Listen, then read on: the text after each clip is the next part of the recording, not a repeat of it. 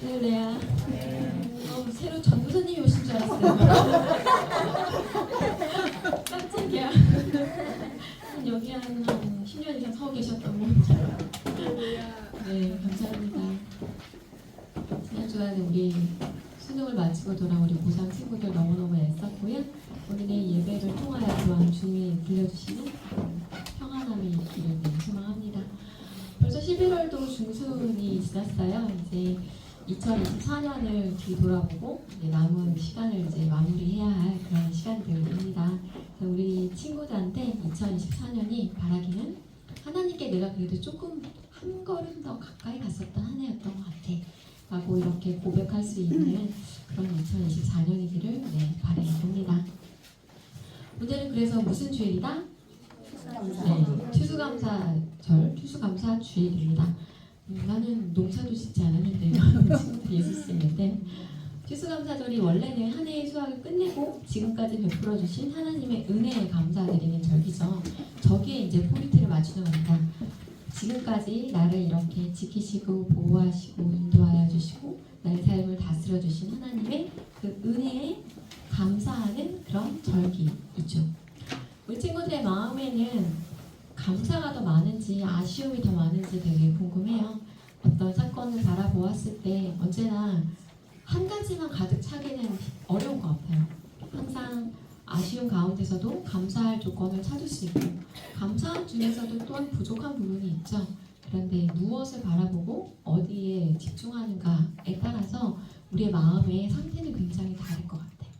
우리가 하나님의 은혜에 감사하고 이렇게 기뻐하면서 살아갈 때는 우리 친구들의 마음이 굉장히 풍요롭고 여유있고 누군가의 잘못도 이렇게 품어줄 수 있지만, 아쉬움에 초점이 이렇게 맞춰지면 우리의 영혼이 굉장히 공고해지고 황폐해지고 그렇죠. 그래서 언제나 우리 친구들의 입술에 감사의 열매가 이렇게 맺어질 수 있었으면 좋겠습니다. 내가 누리고 있는 것, 가지고 있는 것들을 당연하다 여기는 게 아니라 언제나 감사함으로 받을 수 있었으면 좋겠습니다. 그래서 이게 바로 행복의 비법이에요. 감사할 수 있으면 우리는 행복할 수 있어요.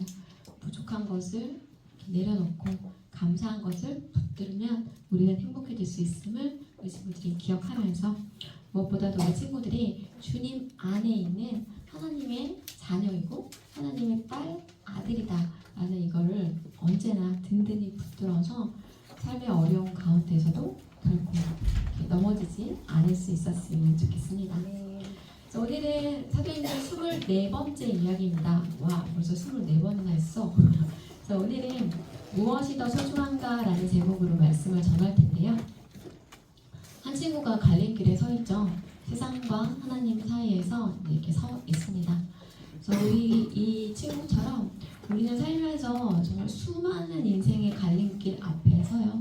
그럴 때 사람들이 그것을 어느 것을 선택하는지는 무엇이 더 소중한지, 무엇이 더 가치 있는지에 따라서 그것을 선택하게 되죠. 그래서 누군가는 정말 돈이 너무 가치 있으면 그것에 따라서 가는 것이고, 명예든지 지위든지 권세든지 아니면 친구와의 우정이든지 아니면 연인과의 사랑이든지 그 길을 따라가는 것이 우리 삶의 어떤 기준과 가치가 되는 것이죠. 그럴 때 오늘 말씀 가운데서는 하나님이 무엇이 더 소중한지에 뭐라고 말씀하고 계신지를 한번 알아보도록 하겠습니다. 사도행전 24장 24절로부터 27절까지의 말씀이고요. 신약성경 231면에 있습니다. 사도행전 24장 24절로 27절까지의 말씀입니다.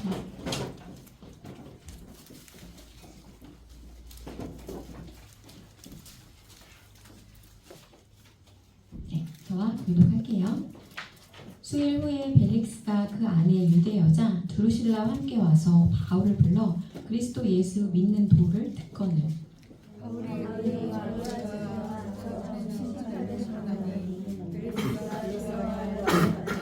지금 가라. 내가 틈에 있으면 너를 부리리라 하고, 동시에 또 바울에게서 돈을 받을까 바라는 거로 더 자주 불러 같이 이야기하더라.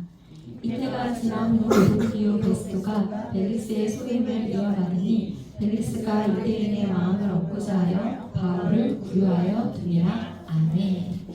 자, 오늘은 그 더둘로의 고발로부터 여기서부터 이제 시작이 됩니다. 벨릭스 총독에게도 바울이 지난주에 여러 군사의 450명이나 되는 군사의 호위를 받으면서 쫙 이송이 됐죠.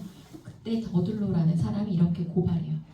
바울은 전염병 같은 자이고 흩어진 유대인을 다 소유하게 하는 자이고 나사렛 이단의 우두머리입니다. 그거 성전을 더럽혔습니다. 라고 이렇게 바울을 막 이렇게 고발하죠.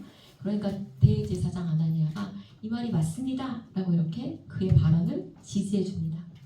그러자 이제 바울이 자신을 이제 변론하기 시작하는데 내가 예루살렘에 올라간 지 12일밖에 안 됐다.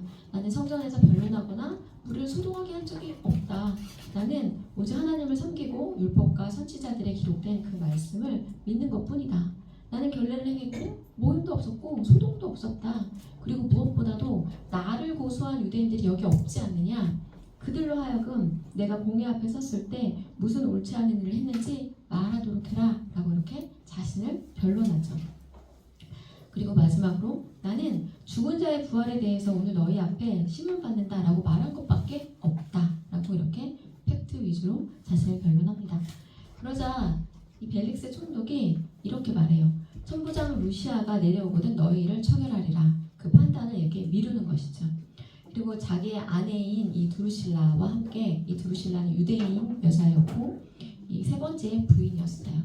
바울을 부릅니다. 그리고 계속해서 그에게 여러 가지 이야기를 듣게 돼요. 그리고 바울이 의에 대하여 절제에 대하여 심판에 대하여 강론할 때 그것을 듣고 그 마음 가운데 두려운 마음이 생겼어요.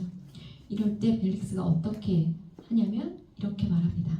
지금은 가라. 내가 틈이 있으면 너를 부르리라. 그 마음 가운데 바울이 죄가 없는 것을 알았고 그가 하는 말의 내용을 들어보니 그의 마음 가운데 찔림이 있었고 어떻게 해야 하나 라는 두려움이 밀려왔지만 그는 지금은 아니야. 지금은 가. 라고 하면서 그를 보내죠. 그리고 또 그 마음 가운데 혹시 바울이 나에게 그 좋은 판결을 얻기 위하여 뇌물을 주진 않을까? 라고 해서 계속해서 바울을 이렇게 부르는 모습을 보게 됩니다. 그래서 그렇게 바울은 2년이라는 시간 동안을 감옥에 갇혀 지내게 되고 그 시간 동안 벨릭스에서 이제 베스도로 총독이 바뀌게 됩니다. 이게 오늘의 말씀이에요. 그럼 이 말씀을 통해서 뭘 우리 친구들이 붙들어야 할까라고 했을 때 오늘은 벨릭스 총독이라는 저 한 사람을 중심으로 해서 하나님의 복음과 이 세상과 한 사람의 선택에 대한 것들을 생각해 보고자 해요. 이 벨릭스 총독은 원래는 그리스 사람으로서 노예 출신이었어요. 그런데 로마 정부가 한 정책을 시행했는데 그게 뭐냐면 노예를 해방하고 해방된 노예 중에서 이제 관직을 등용하는 그런 시기가 있었던 거예요. 근데 그 시기 가운데 이 벨릭스 총독의 그 형제였던 발라가 먼저 그 요직에 이렇게 등용이 됩니다. 그리고 그 발라가 이제 황제한테 간청을 하는 거죠. 나의 형제인 벨릭스를 유대 총독이 되게 해주세요. 요즘 말로 부르면 이걸 뭐라고 부를까? 그치, 청탁한 거예요. 청탁해서 유대 총독이 됐어. 한 뭐 서울시장쯤 된 거지. 되고 싶나 우리 친구들? 청탁 받아서 서울시장 되고 싶나? 아무튼 이렇게 청탁에 의하여 유대 총독이 된 벨릭스는 역사적으로 어떻게 평가를 받냐면 포악하고 잔인한 통치자였다라고 이렇게 평가를 받아요. 8년이라는 시간을 유대 총독으로 있으면서 수많은 악행을 저지릅니다. 그리고 아까 이야기했던 것처럼 드루실라는 벨릭스의 세 번째 부인이었어요. 벨릭스는 바울이 무죄라는 걸 너무나 잘 알고 있었어요. 그냥 그들이 믿는 것에 대한 것뿐이었고 바울에게 죄가 없다라는 걸 알고 있었지만 이 벨릭스의 마음 가운데는 혹시 바울이 나에게 뇌물을 주지 않을까? 라는 마음이 있었어요. 그래서 자주 그를 불러서 그와 이렇게 만나게 된 거죠. 왜냐면 그런 만남의 기회가 이렇게 많아지면 뇌물을 받을 수 있는 그 기회가 많아지니까. 그리고 또 한편의 마음으로는 바울을 가둬두는 것이 유대인들이 원하는 것이기 때문에 바울을 2년 동안 이렇게 감옥에 두면서 유대인들의 인기를 놓치고 싶지 않은 그런 행동을 보여줍니다. 그리고 무엇보다도 벨릭스가 뇌물을 받을까 해서 바울을 자주 만나는데 바울을 자주 만나면서 바울의 이야기를 자꾸 듣게 된 거죠. 그래서 바울은 의에 대해서 절제에 대해서 심판에 대해서 이렇게 벨릭스 총독에게 이야기를 합니다. 그리고 그 마음 가운데 두려운 마음이 생겨요. 하지만 그는 지금은 가라. 내가 틈이 있으면 너를 부르겠다. 라고 이렇게 이야기를 해요. 이 벨릭스 총독의 이러한 행동은 이 시대를 사는 많은 사람들의 모습과 매우 닮아 있어요. 우리가 복음을 잘 모르는 이들에게 복음을 전했을 때 죄사함에 대하여, 구원에 대하여, 영생에 대하여, 하나님의 나라에 대하여, 의에 대하여, 심판에 대하여 전했을 때 많은 사람들이 깨달음을 얻거나 그 마음 가운데 두려운 마음이 생기기도 해요. 하지만 이렇게 말하죠. 지금은 아니에요. 언젠가 때가 되면 그때 믿을게요. 이렇게 미뤄두는 이런 것들을 볼 수 있습니다. 근데 지금은 아니에요 라고 이야기했었던 이것의 결말이 어떻게 되는지는 이 저 벨릭스 총독의 이후의 삶을 통해 우리가 볼 수 있는데요. 벨릭스는 저렇게 그 복음을 받아들이기를 이렇게 미뤘지만 바울은 때를 얻든지 못 얻든지 복음 증거할 기회만 있으면 증거하려고 굉장히 애를 씁니다. 사실 바울이 누군가요? 신약성경의 대부분의 것들을 이렇게 썼었던 그 굉장히 위대한 인물이죠. 로마서도 썼고 그 복음의 그 정수에 대해서 너무나 잘 알고 있었던 바울이에요. 어떻게 생각해보면 그 시대에 바울만큼 복음에 대해서 잘 설명할 수 있는 사람은 아마 없었을 것 같아요. 그렇게 위대한 사람으로부터 정말 자주 복음에 대한 이야기를 들었지만 바울이 뿌린 그 말씀의 씨앗은 벨릭스 총독에게 그 마음에 뿌리내리지 못했어요. 왜 그럴까? 무엇이 문제다? 시간 문제가 아니라 무엇이 문제다? 밭이 문제입니다. 혹시 네 가지 마음밭의 비유 알고 있나요? 마태복음에 나오는 이야기이고 우리 중1 친구들은 연초에 아마 이것에 대해서 선생님과 함께 이야기를 했을 텐데 우리 마음을 이렇게 예수님이 이렇게 비유를 해주셨는데 밭으로 비유를 해주셨어요. 누군가의 마음은 좋은 밭이야. 그래서 주일에 말씀을 선포를 쫙 하면 말씀의 씨앗이 뿅 떨어졌어. 지빈이의 마음에 뿅 떨어졌어. 근데 지빈이 마음 가운데 말씀이 막 이렇게 뿌리를 내리고 이게 자라. 이렇게 자라서 열매를 맺었어. 만약에 이렇다라면 이거는 좋은 밭이야. 이렇게 말할 수 있는 거죠. 알람이 울리네요. 좋은 밭에 물을 줘야 된답니다. 그런데 여기 있는 우리의 마음이 모두 좋은 밭이면 좋을 텐데 때때로 우리의 마음이 길가일 때가 있고 돌밭일 때가 있고 가시밭일 때가 있다라는 거죠. 그래서 길가, 우리 친구들 길 걸어봤나? 길 걸으면 바닥이 어떻지? 대부분 뭘로 깔려있어요? 그치? 아스팔트 쫙 깔려있죠. 아스팔트 위에 씨앗이 뿅 떨어졌어. 뭐 어떻게 될까? 안 피어나죠. 뿌리를 낼 수가 없이 너무 딱딱해. 그리고 새가 와서 먹어버릴 수도 있어. 그래서 그처럼 길가의 마음은 그 세상과 너무 밀접한 마음이에요. 이 마음은 어떤 마음이냐? 일주일 내내 성경 한 구절 읽지 않고 찬양 한 소절 듣지 않고 그죠? 기도 안 하고 그냥 세상 가운데 맨날 늘 그랬던 것처럼 학교 집 학원 다니면서 나의 일상에 충실한 생활을 하면서 살다가 주일날 하루 딱 여기 앉아 있어. 그리고 끝나면 이제 학원을 가야 되고 끝나고 누구를 만나야 되고 끝나면 뭘 해야 되고 이렇게 머릿속에 꽉차 있어. 그리고 여기서 아무리 말씀의 씨앗을 뿅뿅 뿌려도 그것은 길가와 같아서 말씀의 씨앗이 잘 뿌리내지 않는 그 마음이 길가의 마음이에요.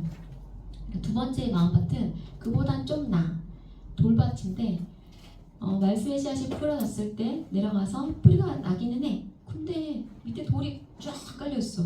그러면 뿌리가 잘 자란다 못 자란다? 못 자라죠. 왜냐면 돌이 있어서 장애물이 있잖아.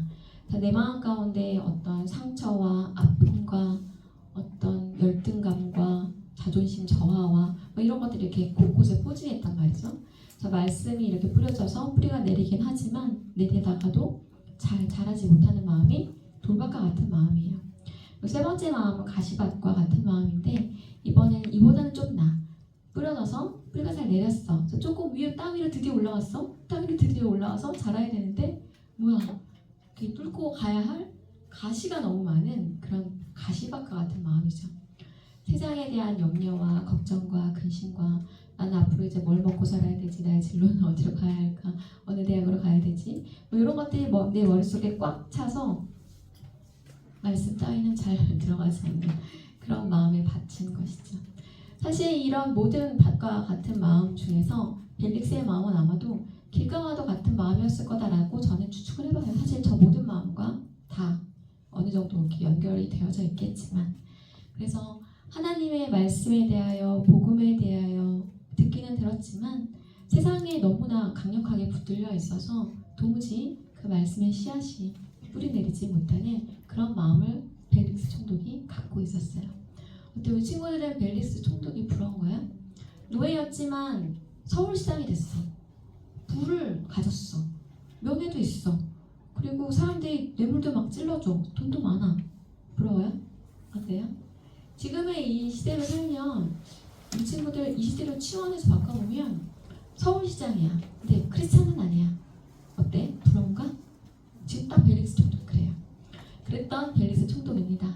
그리고 그 벨릭스 총독에 의해서 바울은 2년이라는 시간을 감옥에 갇히게 돼요. 바울의 입장에서는 2년이라는 시간을 많은 사람들한테 복음을 전할 수 있었는데 그렇지 못하고 벨릭스 총독에게만 복음을 전하는 이런 시간을 가지게 될 수 있었던 시간이죠. 하지만 이 시간조차도 하나님은 굉장히 귀히 사용하세요. 모든 것이 합력하여 선을 이루시는 하나님이심을 볼 수 있죠. 우리가 앳빌 골목 이렇게 외우는 그 감옥에서 쓰여졌던 그 서신서가 이때 쓰여집니다. 벨릭스 총독에 의하여 감옥에 갇혔던 그 시간 동안 바울은 에베소서, 골로새서, 빌레몬서, 빌립보서를 쓰게 돼요. 그 에베소서는 교회론에 하면 딱 등장할 만큼 머리이신 예수 그리스도 주의 몸된 우리 교회, 이 복음의 또 하나의 정수가 또 이때 탄생되게 되죠. 그래서 살면서 우리가 감옥에 갇힌 것 같은 시간도 하나님은 귀히 쓰신다라는 걸 알길 바라요. 내가 생각할 때 이 시간이 너무나 거칠고 힘들고 어려운 시간이다 할지라도 그게 만약 우리 친구들의 학창시절인 지금 학업을 하는 이 시간이다 할지라도 이 시간을 또한 통해서 하나님은 역사하신다라는 걸 알았으면 좋겠습니다.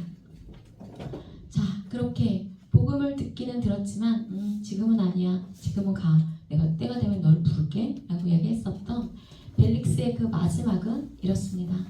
벨릭스는 돈도 얻지 못했고 유대인의 마음도 얻지 못한 채 2년이 못 돼서 그 총독직에서 파면이 됩니다.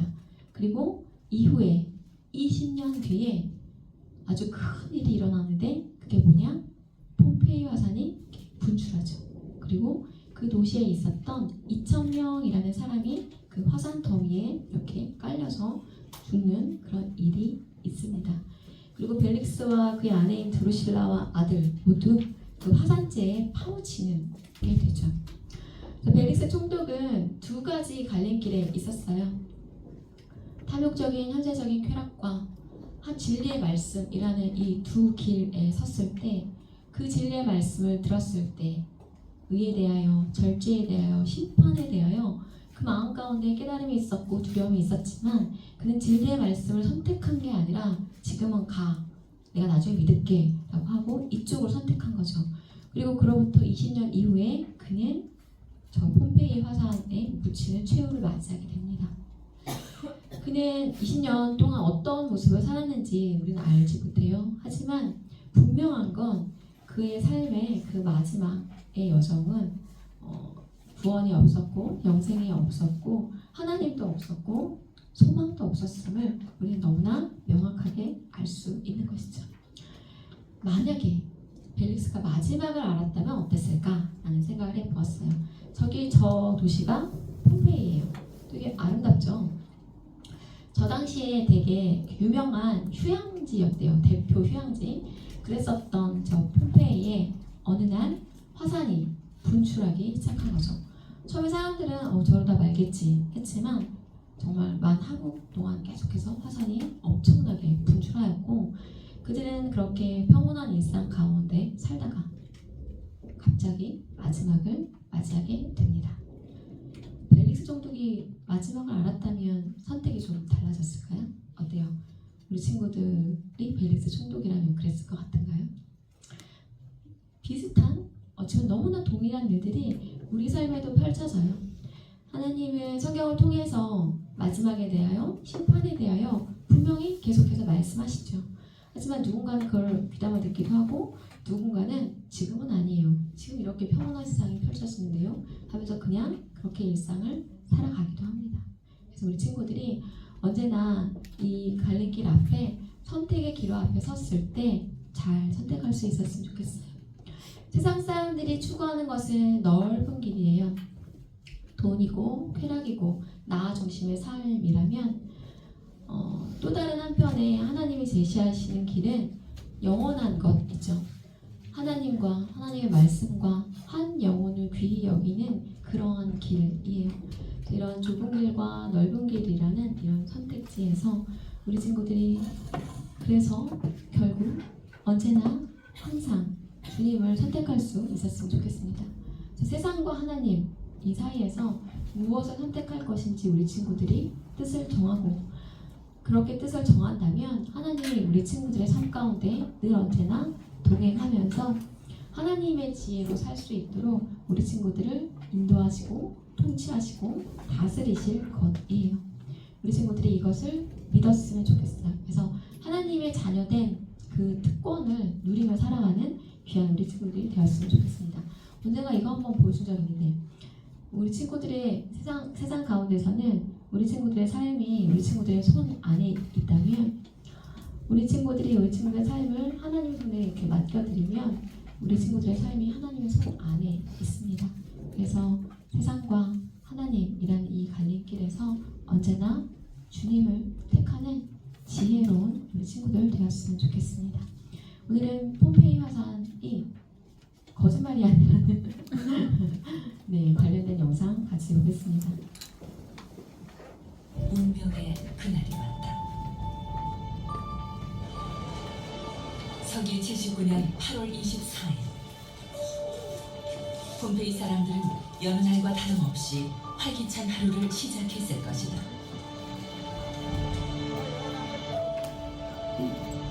아본단자 거리의 쇼핑 상가는 손님 맞을 준비를 서둘렀고 연인들은 사랑하는 사람과 함께해서 행복했을 것이다. 그런데 오후 1시경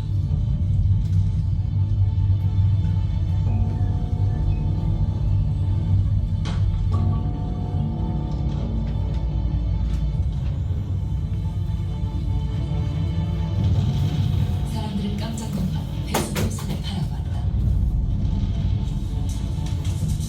비문과 함께 베스비우 화산이 폭발한 것이다.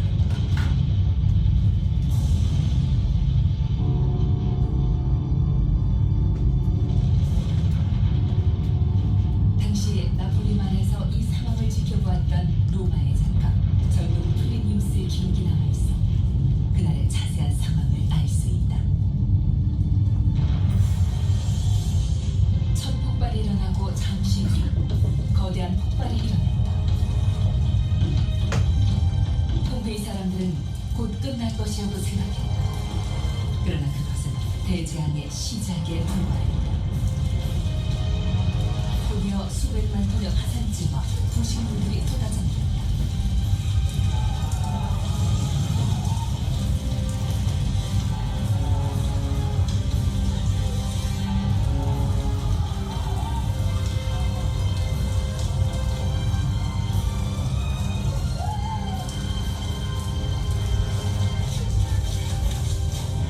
불길하게 바람은 남동쪽으로 불고 폼페이가 있는 방향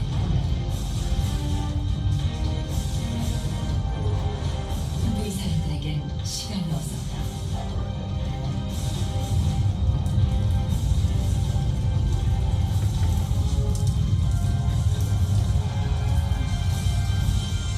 살 길을 찾아 헤맸지만 안전한 곳은 없었다. 임산부도 예외는 아니었다. 다친 사람을 돌보던 외과 의사도 끝내 숨을 거두었고 어떤 가족은 방 안에 피신해 있다 질식사로 죽었다. 함께 피신했던 폼페이 연인도 재앙을 피하지 못했다. 폭풍처럼 도시를 삼킨 것은 화수의 난리였다. 엄청나게 뜨거운 물질로 이루어진 화수의 난리는 산 중턱을 타고 내려오면서 시속 160km의 속도로 사방으로 흩어졌다. 허리케인 태풍 속도였다. 비극은 이튿날인 8월 25일 아침에야 끝났다.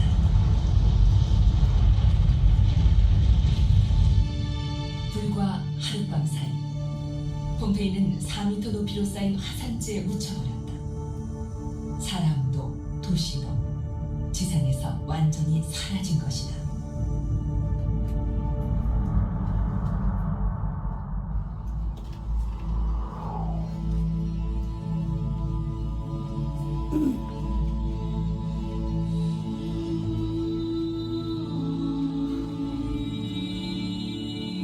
폼페이 사람들은 최후의 순간을 맞았던 모습으로 발견됐다.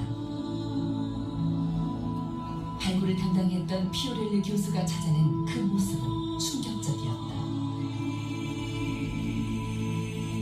지금까지 찾아낸 주검은 2천여 구.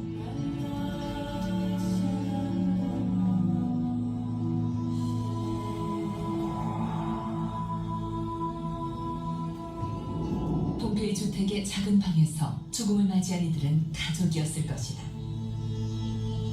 어머니는 죽음이 엄습하는 순간에 어린아이를 꼭 껴안고 있었다.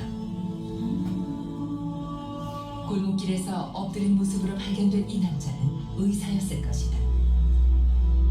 다친 사람을 치료하기 위해 황급히 수술 도구를 챙겨 나오다 변을 당한 것으로 보인다.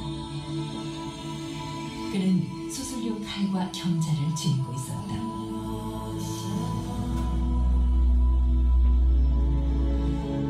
죽어가면서도 서로를 지켜주려 했던 폼페이 연인의 모습이다. 마지막 그 순간에도 이들 연인은 나중에 함께 결혼식을 올릴 수 있으리란 희망을 버리지 않았을 것이다. 그러나 2000년 전 그들의 이 순간은 한 찰나의 영원의 시간으로 멈추어 섰다.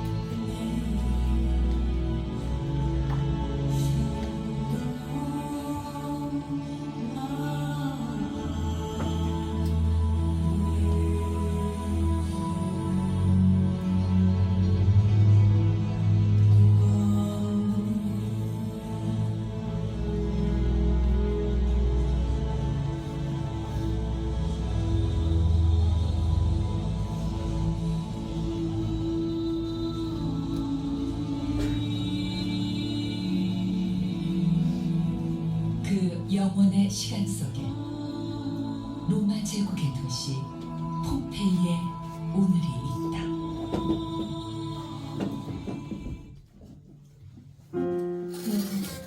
그렇습니다. 언젠가 다가올 그 심판의 날에도 사람들은 먹고 마시고 장가하고 시집가고 할 것이다. 예수님이 전하셨죠.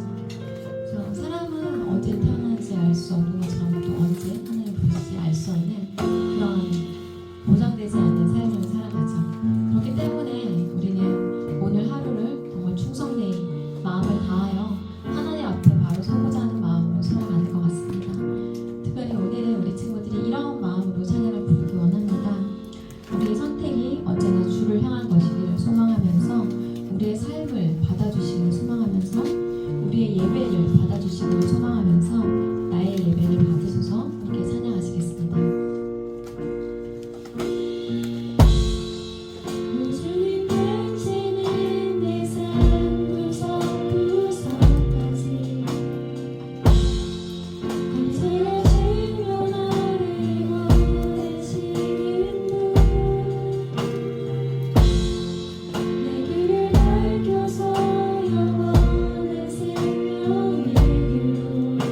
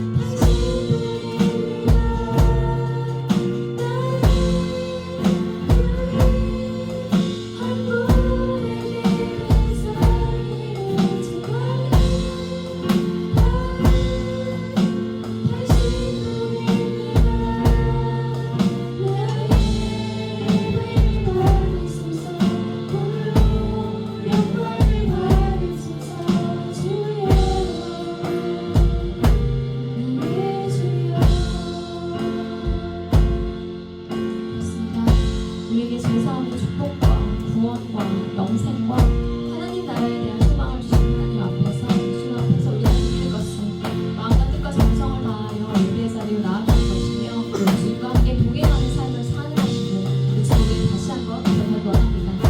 우리가 이 땅 가운데 살면서 세상을 선택할지 하나님을 선택할지 달릴 길 앞에서 언제나 하나님을 선택하는 내가 되게 해달라고 이런 마음으로 기도할 수 있습니다.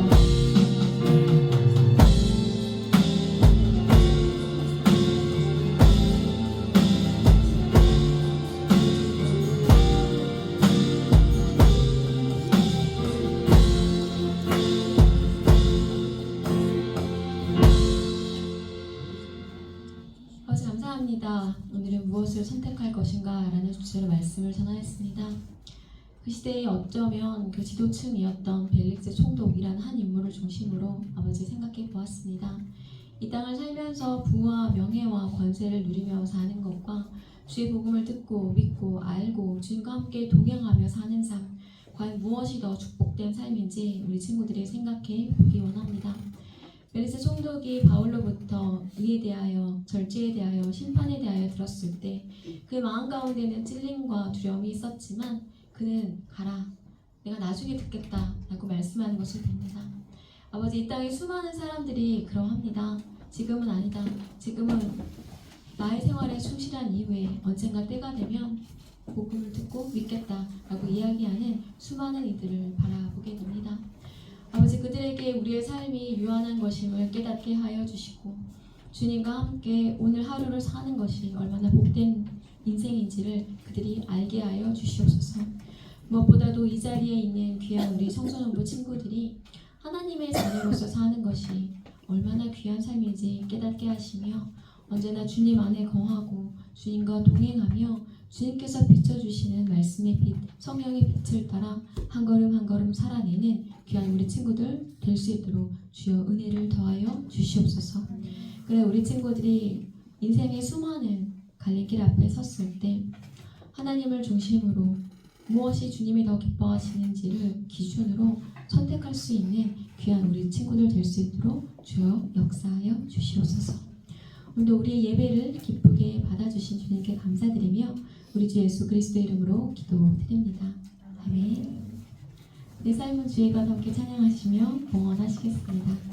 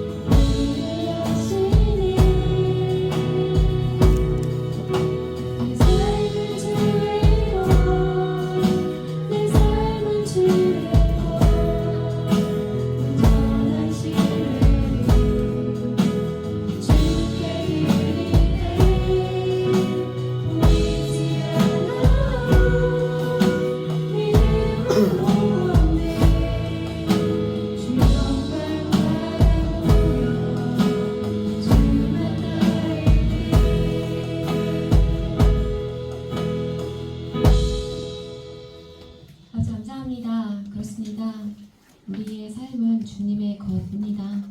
내가 내 삶의 주인이 아니라 예수 그리스도가 나의 삶의 주인이심을 다시 한번 생각하고 되새기며 아버지 일상의 삶으로 돌아가기 원합니다. 특별히 오늘 추수감사 주일을 맞이하여서 우리 친구들이 지난 한 해를 뒤돌아보고 감사한 마음으로 주님께 여러 제물을 올려드립니다.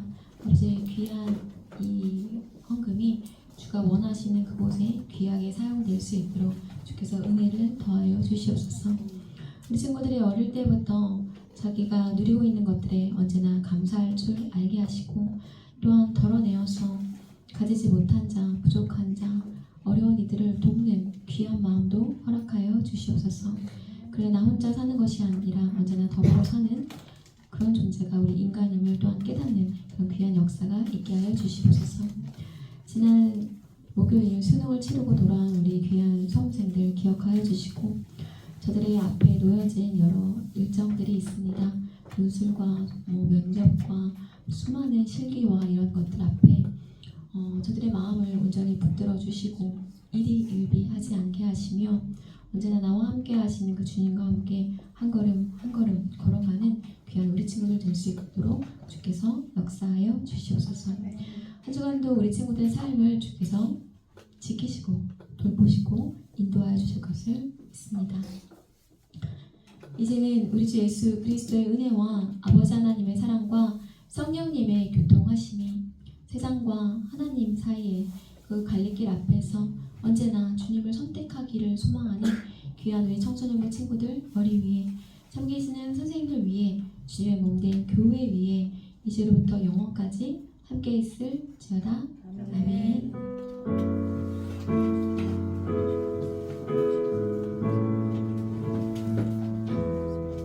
네, 오늘은 기쁜 행복한 추수감사주일입니다. 그래서 오늘은 뭘 먹는다?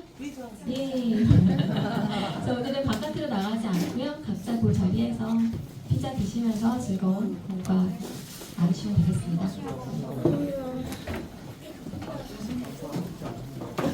아니 근데 이게